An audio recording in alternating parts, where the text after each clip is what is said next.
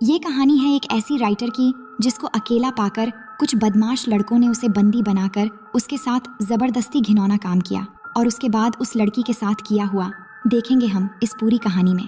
तो कहानी की शुरुआत में हम जेनिफर नाम की एक लड़की को देखते हैं जो एक नॉवल राइटर है। अब क्योंकि वो एक राइटर है इसलिए वो शहर से दूर एक लोकल इलाके में रहने जाने वाली थी ताकि वहाँ पे वो अपनी नॉवल कंप्लीट कर सके। इसलिए पहले वो एक स्टोर में जाके अर्ल नाम के एक बंदे से मिलती है ताकि उससे अपनी कैबिन की चाबी ले सके। क्योंकि अर्ल उस केबिन का ऑनर है इसलिए वो जेनिफर को कैबिन की चाबी देता है और वहाँ पे जाने का रास्ता बताता है। अब कुछ दूर आगे जाकर रास्ते में जेनिफर पेट्रोल भरवाने के लिए एक पेट्रोल पंप पे रुकती है जहाँ उसे दो लोग दिखाई देते हैं जो उसे घूर रहे थे और इनके नाम होते हैं एंडी और स्टैनली। तभी वहाँ पे जॉनी नाम का एक वर्कर आता है जो जेनिफर की मदद करने लगता है और जेनिफर से पूछता है कि वो कहाँ पे रुकी हुई है। तो जेनिफर कहती है कि वो यहाँ पास ही के एक कैबिन में रहने वाली है। जिसके बाद जेनिफर जॉनी को पैसे देती है। तभी गलती से उसका पैर एक बाल्टी से टकरा जाता है जिससे जॉनी के पैंट भीग जाते हैं और ये देख के उसके दोस्त हंसने लगते हैं। अब जेनिफर उससे सॉरी कहती है और पैसे देकर वहाँ से निकल जाती है। जिसके बाद वो अपने कैबिन में पहुँचती है जो कि जंगल के बिल्कुल बीचों बीच था। अब वहाँ जाने के बाद वो अपनी राइटिंग करना शुरू कर देती है। रात को जेनिफर जब अपने दोस्त से बात कर रही होती है तो अचानक उसे कैबिन के पीछे से कुछ आवाज आती है। जिसके बाद जब वो वहाँ जाती है तो देखती है कि वहाँ के एक कमरे का दरवाजा खुला हुआ है। वो कमरे के अंदर जाती है तो उसे वहाँ पे कई सारे औजार और वहाँ पे एक जहरीला पाउडर का डब्बा भी नजर आता है। जिसके बाद वो उस कमरे का दरवाजा बंद करके वापस अपने कैबिन में आ जाती है। अब आकर जब वो राइटिंग कर रही थी तो गलती से उसके कपड़े पे बियर की ग्लास गिर जाती है तो वो अंदर जाती है उसे धोने के लिए। तभी यहाँ पे हम देख पाते हैं कि खिड़की से उसे कोई देख रहा है। अब अगली सुबह जब जेनिफर जॉगिंग कर रही होती है तो उसे जंगल के बीच एक छोटा सा पुराना घर दिखाई देती है और जब वो उस घर के अंदर जाती है तो देखती है कि वो घर पूरा खाली है और अंदर कोई भी नहीं है। उसके बाद वो अपने कैबिन में वापस आती है और वॉशरूम में जाती है। लेकिन जब वो टेप ऑन करती है तो उसके अंदर पानी नहीं आ रहा था। इसलिए वो हेल्प के लिए कॉल करती है तो एक मैथ्यू नाम का बंदा उसके घर में आता है पाइप ठीक करने के लिए। लेकिन जब वो उसकी पाइप ठीक कर देता है तो जेनिफर खुश होकर उसके गाल पे एक किस करती है और उसका शुक्रिया अदा करती है। अब मैथ्यू थोड़ा बुद्धू टाइप का इंसान है इसलिए वो शर्माकर वहाँ से भाग निकलता है। वहीं शाम को मैथ्यू स्टैनली, एंडी और जॉनी के साथ फिशिंग करने जाता है जहाँ वो उन्हें बताता है कि शहर की उस लड़की ने मुझे गाल पे किस किया। ये सुन के जॉनी को बहुत बुरा लगता है और उसे कहता है कि ऐसा हो ही नहीं सकता। तभी स्टैनली जॉनी को अपने कैमरे में जेनिफर की वीडियो दिखाता है, यानी वो स्टैनली ही था जो उसे खिड़की से देख रहा था। ये सब देखकर जॉनी की नीयत खराब हो जाती है और अपने दोस्तों से जेनिफर के बारे में उल्टा सीधा बोलने लगता है और कहता है कि देखना, आज रात को ही मैं इस लड़की का शिकार करूंगा। अब रात को जेनिफर जब सो रही होती है तो अचानक उसके दरवाजे से कुछ आवाज आती है और जब वो वहाँ जाती है तो वहाँ पर उसे एक मरी हुई चिड़िया दिखती है। ये देखकर वो काफी घबरा जाती है। जिसके बाद वो अपने कैबिन में वापस आ जाती है। लेकिन आते ही वो देखती है कि उसके लैपटॉप में उन आदमियों की फोटो है जिससे वो काफी डर जाती है और तभी वो तीनों रूम में आकर उसे घेर लेते हैं। लेकिन जेनिफर इन्हें कहती है कि तुम लोग यहाँ क्यों आए हो और इनसे झूठ बोलती है कि मेरा बॉयफ्रेंड यहाँ आने वाला है इसलिए तुम सब यहाँ से तुरंत चले जाओ। तो जॉनी कहता है कि मुझे पता है इसका कोई बॉयफ्रेंड नहीं है और मैंने सुना है कि इसने मैथ्यू को गाल पे किस किया था। ये कहकर वो मैथ्यू को बुलाकर अंदर लाते हैं। लेकिन जेनिफर कहती है कि मैंने उसका शुक्रिया अदा करने के लिए वो किस किया था। तो जॉनी कहता है कि मैं शहर की लड़कियों को अच्छी तरह जानता हूँ और उन्हें क्या चाहिए होता है ये भी जानता हूँ। जिसके बाद जॉनी जेनिफर को दारू की बोतल देता है और उसे पीने के लिए कहता है। लेकिन जेनिफर ये नहीं करना चाहती तो जॉनी कहता है कि अगर तुम दारू पी लोगी तो हम लोग यहाँ से चले जाएंगे। जिसके बाद जेनिफर न चाहते हुए भी दारू पी लेती है लेकिन वो लोग फिर भी वहाँ से नहीं जाते। और तो और जॉनी एक बेसबॉल बैट उसके मुंह में लगाता है और जेनिफर को अपना दांत दिखाने के लिए कहता है। तो जेनिफर उसे अपना दांत भी दिखाती है लेकिन जॉनी उसके दांत पकड़ के हिलाने लगता है। जिसके बाद एक गन निकालकर जेनिफर से कहता है कि इस गन को किस करो और इमेजिन करो कि मैं ही तुम्हारा बॉयफ्रेंड हूँ। और उस गन को किस करवाता है और गन को उसके मुंह में डालकर हिलाने लगता है। वहीं मैथ्यू को ये सब देखकर अच्छा नहीं लग रहा था इसलिए वो अपना मुंह दूसरी तरफ कर लेता है। उसके बाद एंडी जेनिफर के मुंह में एक बॉटल डालता है और उसे फोड़ने वाला होता है। लेकिन तभी जेनिफर उसे धक्का देकर गिरा देती है और अपने बैग से स्प्रे निकालकर स्टैनली की आंखों में डाल देती है और वहां से निकलकर भागने लगती है। अब भागते भागते सुबह हो जाती है और रास्ते में उसे दो आदमी मिलते हैं जिनमें से एक अर्ल नाम का वही बंदा भी था जिसने उसे चाबी दी थी। इसके बाद वो उनको सारी बातें बताती है तो दूसरा बंदा जेनिफर से कहता है कि मैं एक शेरिफ हूँ तो तुम चिंता मत करो। इसके बाद शेरिफ अर्ल से कहता है कि तुम जंगल की दूसरी तरफ जाओ ये कहकर वो जेनिफर को अपने साथ लेके वापस उसके कैबिन में जाता है और जाकर जब वो वहाँ पे छानबीन करता है तो उसे वहाँ पे कोई भी नहीं मिलता, लेकिन उसे वहाँ पे जेनिफर की बियर बोतल मिलती है। तो वो कहता है कि शायद पीने की वजह से तुम्हें हेलुसिनेशन हुआ है, लेकिन जेनिफर कहती है कि मुझे कुछ भी नहीं हुआ है, इन लोगों ने सच में मेरे साथ जबरदस्ती करने की कोशिश की थी। लेकिन शेरिफ यकीन नहीं करता और जेनिफर की तलाशी लेने लगता है और हम देखते हैं कि वो तलाशी करने के बहाने जेनिफर की बॉडी को गलत तरीके से टच कर रहा है। तभी वो चारों लड़के वहाँ पे आ जाते हैं और जेनिफर को देख के मुस्कुराने लगते हैं। ये देख के जेनिफर समझ जाती है कि वो शेरिफ भी उनसे मिला हुआ है, जिसके बाद शेरिफ भी जेनिफर के साथ बदसलूक करने लगता है और मारने लगता है और कहता है कि अब तुम्हारे साथ बहुत बुरा होने वाला है।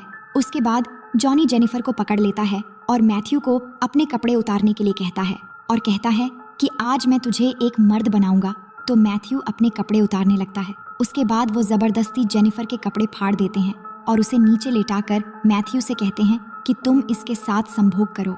जिसके बाद मैथ्यू जेनिफर के साथ जबरदस्ती गंदा काम करने लगता है, जिससे जेनिफर को बहुत दर्द होता है और वो चिल्लाने लगती है। तभी शेरिफ के घर से उसकी बेटी एंजल का कॉल आता है, जिस पर उसकी बेटी कहती है कि आज वो घर पे जल्दी आए, जिससे शेरिफ अपने बेटी से वादा करता है कि आज वो जल्दी घर वापस आ जाएगा। उसके बाद वो लोग जेनिफर को छोड़ के वहाँ से चले जाते हैं। अब उनके जाने के बाद जेनिफर किसी तरह उठकर बिना कपड़ों के हालत में वहाँ से बाहर निकलकर जाने लगती है, लेकिन कुछ दूर आगे जाने पर वो पांचों फिर से उसके सामने आकर घेर लेते हैं, क्योंकि अभी भी उनका मन नहीं भरा था। जिसके बाद वो फिर से उसे पकड़कर जमीन पर लेटा देते हैं और एंडी जेनिफर के मुंह को पानी में डुबोने लगता है और इस बार शेरिफ अपने कपड़े उतारकर जेनिफर के साथ जबरदस्ती करने लगता है, जिससे जेनिफर दर्द से जोर जोर से चिल्लाती है, लेकिन वो दरिंदे एक एक करके सभी उसके साथ संभोग करने लगते हैं और जब उनका मन भर जाता है तो वो उसे छोड़ देते हैं। इसके बाद जेनिफर किसी तरह उठकर वहाँ से जाने लगती है और इतना जुल्म सहने के बाद वो पूरी तरह पागल सी हो गई थी। फिर जब वो एक पुल के पास पहुँचती है तो वो पांचों फिर से उसे मारने के लिए वहाँ आ जाते हैं, लेकिन तभी जेनिफर पानी में कूद जाती है। जिसके बाद जब वो पांचों पानी में देखते हैं तो उन्हें जेनिफर कहीं भी नजर नहीं आती, इसलिए वो घंटों तक उसकी बॉडी के ऊपर आने का इंतजार करते हैं, लेकिन जेनिफर की बॉडी ऊपर नहीं आती। शेरिफ ये देखकर उन सभी से कहता है कि तुम्हें जेनिफर पर नजर रखनी होगी, अगर वो यहाँ से भाग गई तो हम सब मुसीबत में पड़ सकते हैं। फिर वो जेनिफर के सभी चीजों को जला देते हैं ताकि कोई सबूत न बचे। अब रात को शेरिफ अपने घर आता है और अंदर जाकर अपनी बेटी से मिलता है, जहाँ उसकी बेटी उसे सरप्राइज देती है कि वो ऑनर्स प्रोग्राम के लिए सिलेक्ट हो गई है। फिर अगले दिन शेरिफ अर्ल के पास जाता है और उसे उसकी केविन की चाबी लौटा देता है। तभी अर्ल उसे पूछता है कि क्या वो लड़की यहाँ से चली गई, जिस पर वो कहता है कि हाँ, वो लड़की चली गई। अब अगले सीन में हम देखते हैं कि ये सभी अभी भी जेनिफर को ढूंढ रहे हैं, लेकिन उन्हें वो कहीं नहीं मिलती और वही मैथ्यू ने जेनिफर के साथ जो अत्याचार किया था, ये सब सोचकर उसे काफी गिल्टी फील हो रहा था। अब एक दिन अर्ल शेरिफ को कॉल करता है और कहता है कि उसे जेनिफर की बहन का कॉल आया था, जो कह रही थी कि जेनिफर अभी तक वापस क्यों नहीं आई, तो क्या तुमने उसके साथ कुछ गलत तो नहीं किया। इस पर शेरिफ कहता है कि नहीं, ऐसा कुछ भी नहीं हुआ, वो बस वहाँ से चली गई। अब अगली सुबह स्टैनली भागते हुए एंडी और जॉनी के पास आता है और उन्हें बताता है कि उसका कैमरा चोरी हो गया है और उस कैमरे में जेनिफर की वो सारी वीडियो क्लिप थी। ये सुनकर जॉनी स्टैनली को मारने लगता है और कहता है कि तुम्हें वो सब रिकॉर्ड करने की क्या जरूरत थी। अब रात को जॉनी जब अपने घर में होता है तो उसे अपने दरवाजे पर कुछ आवाज आती है और जब वो वहाँ जाता है तो उसके दरवाजे पर एक मरी हुई चिड़िया मिलती है, जिसे देखकर वो सोचता है कि शायद स्टैनली और एंडी उसके साथ प्रैंक कर रहे हैं। लेकिन उसे फिर से वही आवाज सुनाई देती है और वहाँ जाने पर उसे जेनिफर की एक चप्पल मिलती है, जिसे देखकर वो काफी घबरा जाता है। तभी उसे झाड़ियों में से एक और आवाज सुनाई देती है और आगे जाने पर उसे मैथ्यू के हाथ के रबर बैंड्स मिलते हैं, जिससे उसे लगता है कि मैथ्यू ही ये सब कर रहा है। अब अगले दिन हम शेरिफ को अपने घर आता हुआ देखते हैं, जहां उसकी वाइफ एक गिफ्ट देकर उसे कहती है कि किसी ने तुम्हारे लिए ये भेजा है, जिसके अंदर एक कैसेट भी है। अब शेरिफ जब उस कैसेट को हाथ में लेकर देखता है तो वो काफी डर जाता है और उन लड़कों के पास जाता है, जहां जाकर वो स्टैनली को पीटने लगता है और कहता है कि तुम्हें वो वीडियो रिकॉर्ड करने की क्या जरूरत थी। तभी जॉनी कहता है कि कल रात को मुझे भी कोई परेशान कर रहा था और मुझे पता है कि ये सब मैथ्यू ही कर रहा है, क्योंकि उसे जेनिफर की मौत से गिल्टी फील हो रहा है, इसलिए वो हमें डराना चाहता है। फिर शेरिफ उन्हें मैथ्यू को ढूंढ कर लाने के लिए कहता है और वो खुद अर्ल के पास जाता है और उसे शूट करके मार देता है, क्योंकि अर्ल को भी उन पर शक हो गया था। इधर मैथ्यू जेनिफर के घर के बाहर बैठकर गिल्टी फील कर रहा था। तभी उसे जेनिफर की आवाज सुनाई देती है, जिससे वो ऊपर जाता है तो उसके सामने जेनिफर एक सोफे पर बैठी हुई थी फिर वो उसे अपने पास बुलाती है और कहती है कि मुझे पता है कि तुम गिल्टी फील कर रहे हो। तभी मैथ्यू जेनिफर से माफी मांगने लगता है और कहता है कि मैंने जानबूझकर तुम्हारे साथ ऐसा नहीं किया था। लेकिन जेनिफर उसके गले में एक रस्सी डालकर जोर से कसने लगती है, जिससे मैथ्यू बेहोश हो जाता है। वहीं एंडी और स्टैनली मैथ्यू को ढूंढ रहे होते हैं और ढूंढते ढूंढते एंडी एक सुनसान घर के अंदर जाता है जहां पर उसे एक गद्दा दिखता है। वहीं इधर स्टैनली के सामने जेनिफर आ जाती है, जिसे देखकर जब वो उसे मारने के लिए आगे बढ़ता है तो उसका पैर एक ट्रैप में फंस जाता है, जिससे वो चिल्लाकर एंडी को बुलाने लगता है। और जब एंडी वहां पर आता है तभी जेनिफर पीछे से आकर एंडी पर अटैक कर देती है और फिर स्टैनली के भी सर पर मार देती है, जिससे वो बेहोश हो जाते हैं। अब एंडी की जब आंख खुलती है तो वो खुद को लकड़ी के सहारे एक बाथ टब पर लेटा हुआ पाता है। तभी जेनिफर वाटर ऑन करके उस टब को भरने लगती है। इधर स्टैनली को भी उसने एक पेड़ से बांध रखा होता है और उसे चूहा खिलाते हुए उसका वीडियो बनाने लगती है और उसकी आईब्रो पर फिशिंग हुक लगाकर उस धागे को पेड़ से बांध देती है, जिससे वो अपनी आंखें न झपका पाए। फिर वो एंडी के पास जाती है, यानी जेनिफर दोनों को एक साथ मार रही है और दोनों आसपास ही है। अब जेनिफर एंडी के पास आती है, लेकिन एंडी उससे माफी मांगने लगता है। तभी जेनिफर उससे कहती है कि मैं भी तुम्हारे सामने ऐसे ही गिड़गिड़ाई थी, लेकिन तुम लोगों ने मेरी एक भी नहीं सुनी और सबने जमकर मेरा फायदा उठाया। जिसके बाद वो उसका मुंह पानी में डुबोकर कहती है कि मैं तुम्हें बहुत बुरी मौत देने वाली हूँ। फिर वो स्टैनली के पास जाती है और एक मछली का पेट फाड़कर उसका मांस निकालकर स्टैनली की आंखों में घुसा देती है। इसके बाद वो एंडी के पास जाकर उसके पानी में जहरीला पाउडर मिला देती है और उसके नीचे से एक लकड़ी निकाल देती है, जिससे एंडी उस पानी में चला जाता है और उसका मुंह जल जाता है। इधर स्टैनली के पास कुछ पंछी आकर उसकी आंख में लगा मांस खाने लगते हैं और साथ ही उसके आंखें भी निकाल लेते हैं, जिससे बहुत बुरी तरह से उसकी भी मौत हो जाती है और इस तरह से वो दोनों को मार देती है। उसके बाद जेनिफर पेट्रोल पंप में जाती है, जहां वो जॉनी पर हमला करके उसे किडनैप कर लेती है। जिसके बाद जब जॉनी की आंख खुलती है तो वो अपने आप को बिना कपड़ों में बंधा हुआ पाता है और जेनिफर को सामने देखकर हैरान हो जाता है। इसके बाद जेनिफर उससे कहती है कि क्या तुम जानते हो मैं तुम्हारे साथ क्या करने वाली हूँ। ये कहकर वो एक एक करके उसके सारे दांत निकाल देती है, जिससे जॉनी को बहुत दर्द होता है और जेनिफर को गाली देने लगता है। ये सुनकर जेनिफर कहती है कि तुम्हें अपनी मर्दानगी पर बहुत गुरूर है ना, आज के बाद नहीं होगा, क्योंकि आज मैं तुम्हारी मर्दानगी उखाड़ देने वाली हूँ। ये कहकर वो एक कैंची लेकर उसका वो काट डालती है और काट कर उसके मुंह में डाल देती है, जिससे जॉनी बहुत जोर जोर से चिल्लाता है और उसकी वहीं पर मौत हो जाती है। वहीं शेरिफ जब अपने काम पर होता है तो उसकी बीवी उसे कॉल करती है और कहती है कि हमारी बेटी एंजल की एक टीचर आई है। तभी एंजल भी शेरिफ से कहती है कि मेरी टीचर बहुत अच्छी है, जो मुझे यहाँ से एक प्लेग्राउंड में ले जाने वाली है। लेकिन शेरिफ उससे कहता है कि तुम्हारी टीचर से मेरी बात करवाओ। तभी हम देखते हैं कि वो टीचर कोई और नहीं बल्कि जेनिफर ही है, जो वहाँ पर नकली टीचर बन के आई है। जिसके बाद जेनिफर जब शेरिफ को अपना नाम बताती है तो वो ये सुनकर हैरान हो जाता है और जेनिफर से कहता है कि प्लीज मेरी बेटी को चोट मत पहुंचाना। जिसके बाद जेनिफर फोन काट देती है और उसकी बेटी को अपने साथ ले जाती है। और जब शेरिफ घर पहुंचता है और उसकी बीवी उसे बताती है कि उसकी टीचर उसे प्लेग्राउंड में लेकर गई है। जिसके बाद शेरिफ जल्दी से प्लेग्राउंड में पहुंचता है और अपनी बेटी को ढूंढने लगता है, लेकिन वहां पर उसकी बेटी उसे नहीं मिलती, जिससे वो फिर से कार लेकर वहां से जाने वाला होता है।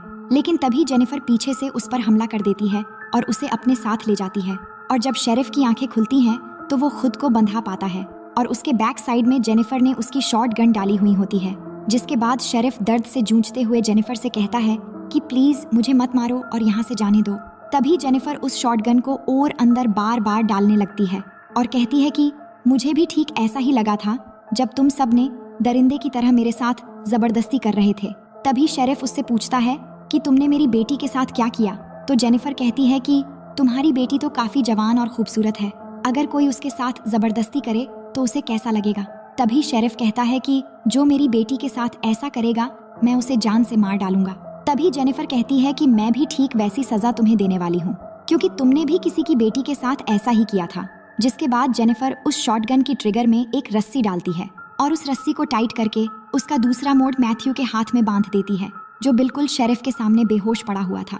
जिसके बाद वो शेरिफ से कहती है कि जब मैथ्यू को होश आएगा तो तुम दोनों मारे जाओगे। ये कहकर वो बाहर जाकर बैठ जाती है।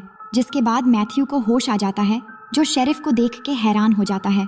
तभी शेरिफ उससे कहता है कि बिल्कुल भी मत हिलना, लेकिन मैथ्यू अपना हाथ हिला देता है, जिससे वो गन चल जाती है और गन से निकला हुआ गोली शेरिफ के पीछे से चीरता हुआ आकर सामने मैथ्यू को लग जाती है। जिससे शेरिफ और मैथ्यू दोनों की वहीं पर मौत हो जाती है। फिर हम जेनिफर को देखते हैं जो इन सभी दरिंदों को बुरी तरह से मौत देकर अपना बदला लेने के बाद बहुत खुश थी। और इसी सीन को दिखाते हुए ये कहानी यहीं पर ख़त्म हो जाती है। तो दोस्तों, इस मूवी का पार्ट 2 देखने के लिए आप हमें कमेंट करके बता सकते हैं। और आपने अगर यहाँ तक वीडियो देख लिया तो बेहद शुक्रिया। बाकी हम मिलते हैं एक और नई कहानी के साथ।